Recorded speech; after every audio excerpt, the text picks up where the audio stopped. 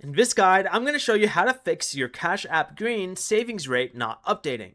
This is Miguel from JustBoz, and before we get into this guide, make sure to like the video and subscribe to the channel with all notifications on for more content like this. It really does help out the channel and we'd greatly appreciate it. If you have any questions, just ask them down in the comment section below. I'm going to be doing my best to reply to every single comment down there. First, open Cash App and tap the Money tab in the bottom left and confirm that your green status is active. You must complete at least $500 in qualifying Cash App Card or Cash App Pay purchases, or receive at least $300 in qualifying deposits during the month. Pending, canceled, or refunded transactions may not count until they are completed. Next, go ahead and open the App Store and then search for Cash App.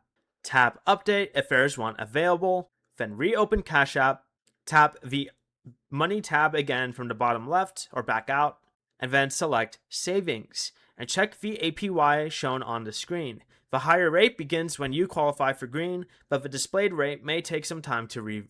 If it still is not updated, go back and just select your profile icon in the top right corner, scroll down and select Support, then contact Cash App Support to have your green status and savings rate reviewed.